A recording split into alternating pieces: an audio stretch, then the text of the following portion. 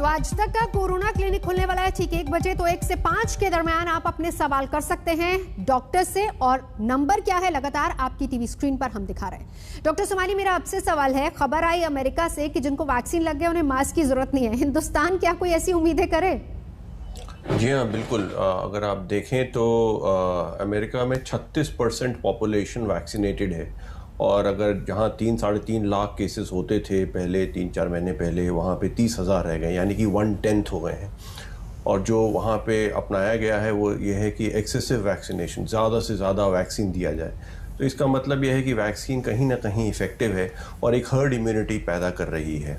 और जो आज ये निर्णय लिया गया है वो आफ्टर 1 ईयर, लास्ट अप्रैल में जो उनकी जो डेथ रेट थी उसके कंपैरिजन में आज यूएस में डेथ रेट सबसे कम हो गई है, सबसे कम केसेस हो रहे हैं। और जो उनका जो मेन मूवमेंट था वो है वैक्सीनेशन।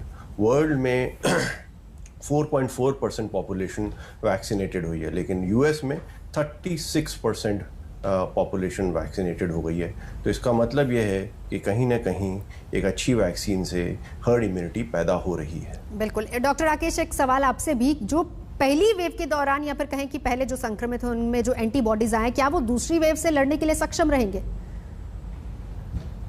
देखिए, ये कहना बहुत मुश्किल है, क्योंकि हमने देखा है कई पेशेंट्स को जो पहली वेव में भी संक्रमित हुए थे और इस वेव में भी संक्रमित हुए हैं।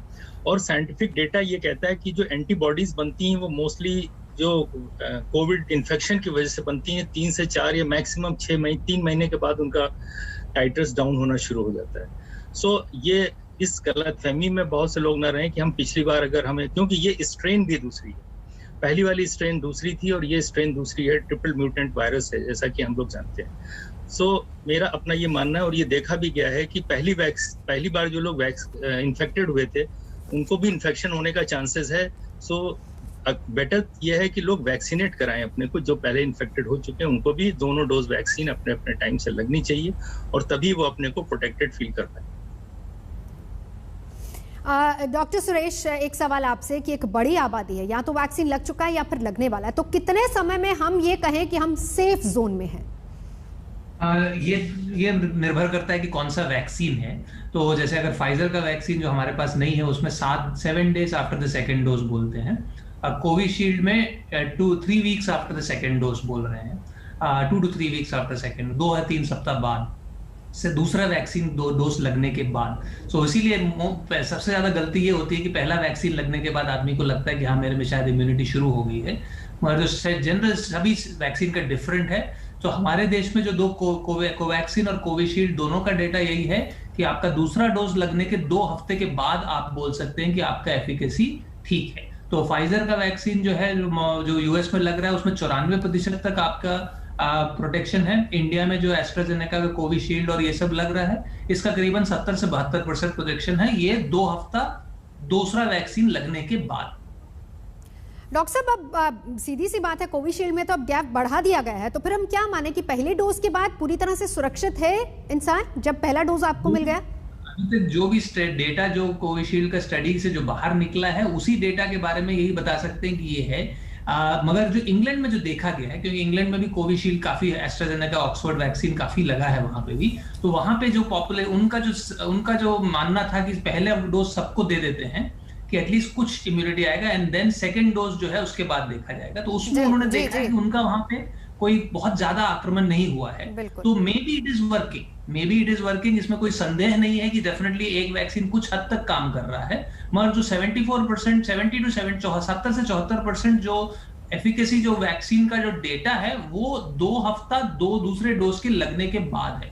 पहले वैक्सीन के बाद 60% है, 50 है, 40 है, ये किसी ने अभी तक देखा नहीं है, इसके बारे में रिसर्च नहीं हुआ है। मगर इंग्लैंड के से है, हमको पता लगता है कि उम्मीद है कि 3 महीने तक लगने से कोई प्रॉब्लम नहीं है, वहां पे वेव दोबारा नहीं हुआ है।